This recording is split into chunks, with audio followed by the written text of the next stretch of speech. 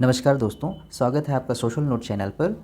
मित्रों, हम लोग भारतीय शासन एवं राज्य व्यवस्था से संबंधित आईएएस, पीसीएस आदि परीक्षाओं में आए हुए पुराने वर्षों के पेपर्स के क्वेश्चनों का जो है एक पुनरावृत्ति कर रहे थे, अध्ययन कर रहे थे। तो अभी तक हम लोगों ने 11 प्रश्नों को देख लिया था। उसके आगे आज शुरू करते हैं। तो आज का 12वां प्रश्न है, भारत के संविधान में केंद्र और राज्य के बीच किया गया शक्तियों का विभाजन इनमें से किसमें उल्लिखित योजना पर आधारित था।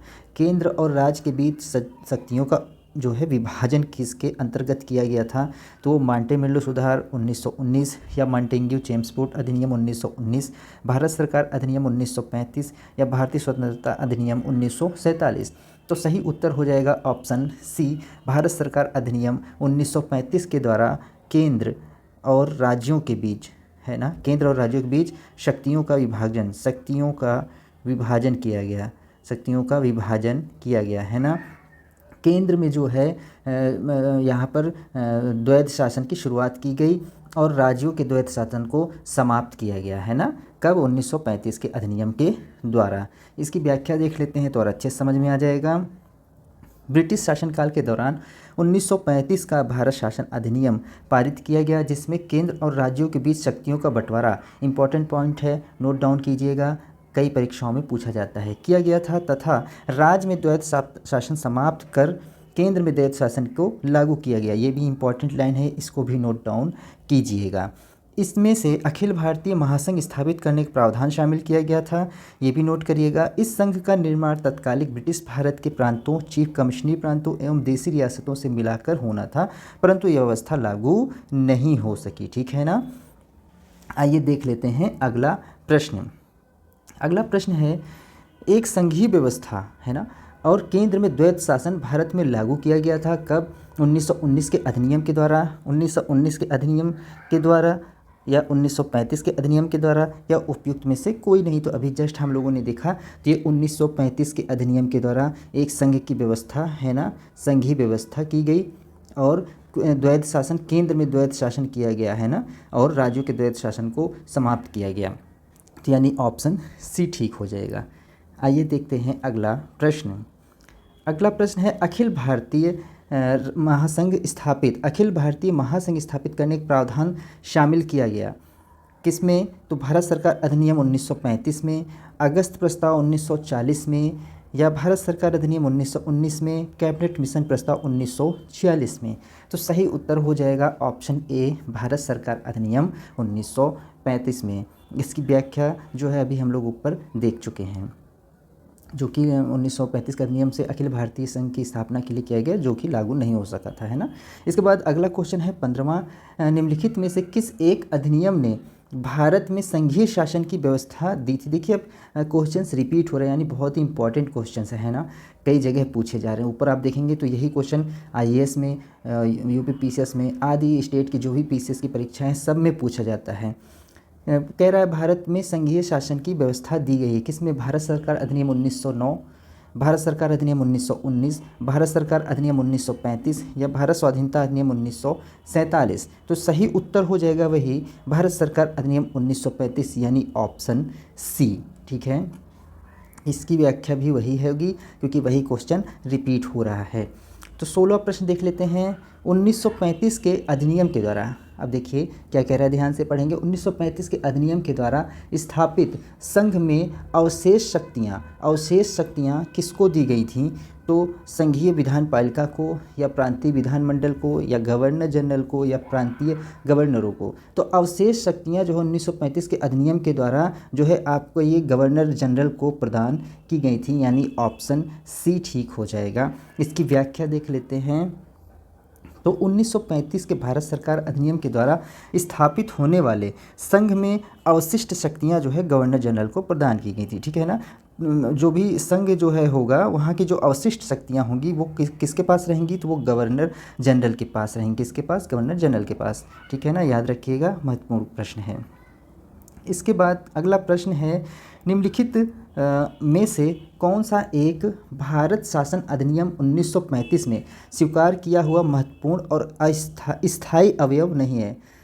मतलब स्वीकार किया गया था और स्थायी अवयव नहीं है। देश के लिए लिखित संविधान, ठीक है, विधानमंडल के लिए निर्वाचित एवं जवाबदेह प्रतिनिधि। इसके बाद है एक संघ की योजना पर विचार, या विधानमंडल के लिए सरकारी सदस्यों का संवाचित किया जाना, यानी नॉमिनेट किया जाना है ना, संवाचित मतलब नॉमिनेट किया जाना। तो इसका सही उत्तर हो जाएगा ऑप्शन ए, देश के लिए लिखित संविधान जो है यह स्वीकार किया गया एक महत्वपूर्ण जो है बिंदु था, लेकिन ये स्थायी अवयव नहीं था। ठीक है, देखिए इसके व्याख्या में समझ में आएगा कि भारत शासन अधिनियम 1935 में देश के लिए लिखित संविधान का उल्लेख नहीं था। ठीक है ना, 1935 का जो अधिनियम था वहाँ पर लिखित संविधान का एक उल्लेख नहीं था। भारत के लिए संविधान का सर्वप्रथम उल्लेख क्रिप्स मिशन के में किया गया था। इंपॉर्टेंट है, ध्यान रखिएगा कि भारत के लिए संविधान का सर्वप्रथम उल्लेख क्रिप्स मिशन के द्वारा किया गया। अन्य तीनों विकल्प भारत के शासन अधिनियम 1935 में समाहित थे। ठीक है, तो इसमें क्या था कि जो 1935 का अधिनियम था उसमें जो है लिखित संविधान का उल्लेख नहीं था। यहाँ पर देखिएगा लिखा है देश के लिए एक लिखित संविधान, यहाँ पर प्रावधान लिखा गया है, लेकिन ये लिखित ना होकर के जो है मतलब लिखित संविधान का प्रावधान नहीं था इसमें। ठीक है ना, यहाँ पर लिखित संविधान का प्रावधान नहीं था, यानी ऑप्शन ए ठीक हो जाएगा। अगला प्रश्न देखते हैं। अगला प्रश्न है निम्नलिखित अधिनियमों में से किस अधिनियम के फलस्वरूप बर्मा, ठीक है, भारत से अलग हुआ? तो Indian council act 1909, government of India act 1919, government of India act 1935 या इंडियन इंडिपेंडेंस एक्ट 1947। तो बर्मा भारत से कब अलग हुआ? तो ये था 1935 में, यानी government of India act 1935। Option C ठीक हो जाएगा, यहाँ पर याद रखिएगा फैक्ट है। ठीक है, देख लेते हैं 19वां प्रश्न। तो एक निर्वाचित संविधान सभा के द्वारा भारत के संविधान का निर्माण करने का प्रस्ताव किया गया था। पूछ रहा है कि एक निर्वाचित संविधान सभा के द्वारा भारत के संविधान का निर्माण करने का प्रस्ताव कब किया गया था? तो साइमन कमीशन के द्वारा, या भारत सरकार अधिनियम 1935 के द्वारा, या क्रिप्स मिशन के द्वारा, या ब्रिटिश कैबिनेट डेलीगेशन के द्वारा। तो इसका सही उत्तर हो जाएगा ऑप्शन सी, क्रिप्स मिशन के द्वारा। इसकी व्याख्या देख लेंगे तो समझ में अच्छे से आएगा कि एक निर्वाचित संविधान सभा द्वारा भारत के संविधान का निर्माण करने के लिए, जो कि द्वितीय विश्व के बाद में आया जो है, ठीक है, क्रिप्स मिशन, इस प्रस्ताव को सर्वप्रथम क्रिप्स मिशन 1942 के द्वारा किया गया है ना। किसके द्वारा? कि क्रिप्स मिशन के द्वारा संविधान इसको शामिल किया गया था कि एक निर्वाचित संविधान सभा के द्वारा जो है भारत के संविधान का निर्माण किया जाए। तो ये था 19वां प्रश्न। देखते हैं अगला प्रश्न। तो 20वां प्रश्न है कि भारत में उपनिवेशी शासन संदर्भ में 1883 के एल्बर्ट बिल, अब यहाँ पर एल्बर्ट बिल अगर आपने पढ़ा होगा तो आप इसको सही करेंगे। एल्बर्ट बिल का उद्देश्य था, ये जो 1883 का एल्बर्ट बिल था, इसका उद्देश्य क्या था पूछ रहा है। तो जहाँ तक अदालतों की दांडिक अधिकारिता का संबंध था, भारतीय तथा यूरोपीय लोगों को बराबरी पर रोकना, या देसी प्रेस की स्वतंत्रता पर कड़ा अंकुश लगाना क्योंकि उसे उपनिवेशी शासकों का विरोधी समझा जाता था, या प्रशासनिक सेवा परीक्षाएं भारत में करवाना ताकि देसी भारतीयों को उसमें बैठने के लिए प्रोत्साहित किया जा सके, या अगला है कि शस्त्र एक्ट में संशोधन कर देसी भारतीयों को शस्त्र रखने की अनुमति देना। तो यहाँ पर ऑप्शन ए ठीक हो जाएगा।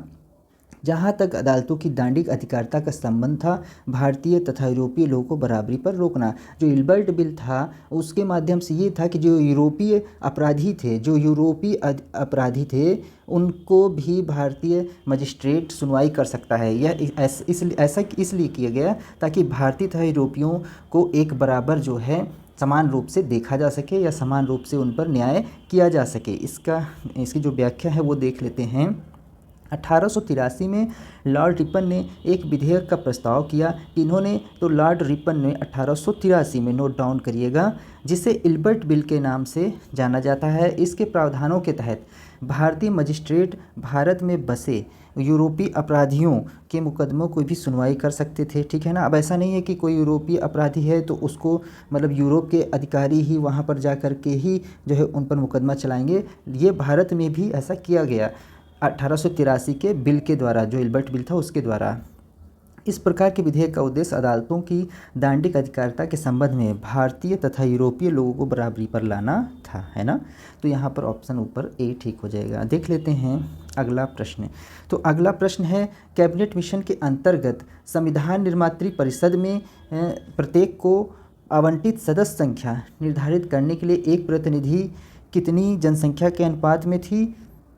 तो 8 लाख व्यक्ति पर, 10 लाख व्यक्ति पर, या 12 लाख व्यक्ति पर, या 15 लाख व्यक्ति पर। पूछ रहा है कि कैबिनेट मिशन योजना के अंतर्गत संविधान निर्मात्री जो परिषद थी उसमें प्रत्येक प्रांत को आवंटित सदस्य निर्धारित करने के लिए एक प्रतिनिधि पर कितनी जनसंख्या अनुपात में थी। तो यहाँ पर 10 लाख पर जो है व्यक्ति था, 10 लाख पर व्यक्ति था। तो यहाँ पर ऑप्शन बी ठीक हो जाएगा, 10 लाख व्यक्ति पर जो है प्रतिनिधि चुनने का अनुपात था। इसकी व्याख्या देख लेंगे।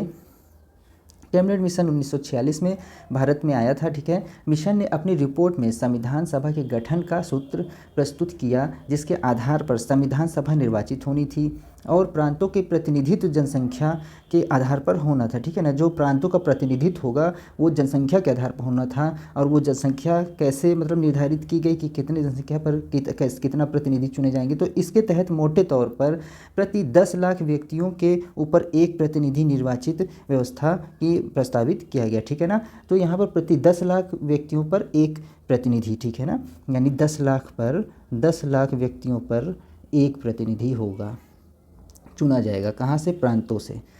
तो अगला प्रश्न देख लेते हैं। अगला प्रश्न है आज का, भारतीय संविधान सभा का गठन किया गया किसके अंतर्गत। तो भारत सरकार अधिनियम 1935 के अंतर्गत, या क्रिप्स योजना 1942 के अंतर्गत, या कैबिनेट मिशन योजना 1946 के अंतर्गत, या भारतीय स्वतंत्रता अधिनियम 1947 के अंतर्गत। इंपॉर्टेंट प्रश्न है, तो यहाँ पर ऑप्शन सी ठीक हो जाएगा। कैबिनेट मिशन योजना 1946 के अंतर्गत जो है संविधान सभा के गठन की बात की गई, ठीक है। संविधान सभा गठन की बात कब की गई? तो कैबिनेट मिशन योजना 1946 के अंतर्गत। याद रखिएगा, इंपॉर्टेंट है, सभी छोटी बड़ी परीक्षाओं में ये पूछा जाता है। इसकी व्याख्या देख लेते हैं। वही भारतीय संविधान सभा का प्रतिनिधित्व निर्वाचक के आधार पर गठन कैबिनेट मिशन योजना 1946 के अंतर्गत किया गया था। अगला प्रश्न देख लेंगे आज का। तो अगला प्रश्न है कि 1946 में निर्मित अंतरिम सरकार में कार्यपालिका परिषद के उपसभापति थे। देखिए ये फैक्ट है, फैक्ट भी पूछता रहता है, तो बाद में एक चार्ट आएगा जिसमें आप लोग देखेंगे कि कौन क्या था जो है। तो अंतरिम सरकार की कार्यपालिका परिषद में उपसभापति कौन था? तो जवाहरलाल नेहरू, डॉक्टर एस राधाकृष्णन, सी राजगोपालाचारी, डॉक्टर राजेंद्र प्रसाद। तो यहाँ पर उपसभापति थे आपके जवाहरलाल नेहरू, यानी ऑप्शन ए ठीक हो जाएगा। इसकी व्याख्या देख लेंगे। 24 अगस्त 1946 को अंतिम राष्ट्रीय सरकार की घोषणा हुई, ठीक है ना। अंतिम सरकार की घोषणा कभी? 24 अगस्त 1946 को। इस व्यवस्था के साथ की गई कि अंतरिम सरकार 2 सितंबर 1946 को कार्यभार संभालेगी और वायसराय इसमें कार्यपालिका परिषद का पदेन अध्यक्ष होगा। कौन? वायसराय इसमें पदेन अध्यक्ष होगा, तथा जवाहरलाल नेहरू को उपाध्यक्ष या उपसभापति बनाया गया। किनको? जवाहरलाल नेहरू को। इम्पॉर्टेंट है, याद रखेंगे, कभी भी ये प्रश्न पूछा जा सकता है और ये IAS प्री में आया हुआ प्रश्न है। इसके बाद है अगला प्रश्न, निम्नलिखित में से कौन अगस्त 1946 में गठित प्रथम अंतरिम राष्ट्रीय सरकार का सदस्य नहीं था? देखिए ये भी इम्पोर्टेंट प्रश्न है, ये सब फैक्चुअल है बट बहुत ही इम्पोर्टेंट है। तो सी राजगोपालाचारी, डॉक्टर राजेंद्र प्रसाद, या डॉक्टर एस राधाकृष्णन, या जगजीवन राम। तो इसमें ऑप्शन सी ठीक हो जाएगा। डॉक्टर एस राधाकृष्णन जो है इसमें जो प्रथम अंतरिम राष्ट्रीय सरकार था, जो प्रथम अंतरिम सरकार बनाई गई थी, गठन किया गया था, उसमें डॉक्टर एस राधाकृष्णन नहीं थे। इस प्रकार से ऑप्शन सी ठीक हो जाएगा। इसकी व्याख्या देख लेंगे तो समझ में आएगा कि कैबिनेट मिशन योजना के आधार पर 24 अगस्त 1946 की घोषणा के तहत नवनिर्वाचित संविधान सभा से 2 सितंबर 1946 को भारत के अंतरिम सरकार का गठन किया गया था। इसमें सी राजगोपालाचारी शिक्षा मंत्री, डॉक्टर राजेंद्र प्रसाद खाद्य एवं कृषि मंत्री तथा जगजीवन राम श्रम मंत्री थे, जबकि डॉक्टर एस राधाकृष्णन इस प्रथम अंतरिम राष्ट्रीय सरकार के सदस्य नहीं थे। बाकी लोग जो है सदस्य थे और उनको एक पद भी मिला हुआ था, जिसमें से सी राजगोपालाचारी शिक्षा मंत्री, डॉक्टर राजेंद्र प्रसाद खाद्य और कृषि मंत्री थे और जगजीवन राम श्रम मंत्री थे। तो ये थे आज के कुछ महत्वपूर्ण प्रश्न। आशा करते हैं कि आप लोगों को ये सीरीज़ अच्छी लग रही होगी, और अच्छी लग रही हो तो प्लीज़ लाइक और सब्सक्राइब कीजिए और अधिक से अधिक शेयर कीजिए और सब्सक्राइबर बढ़ाइए। ठीक है, मिलते हैं अगली वीडियो में। बहुत बहुत धन्यवाद।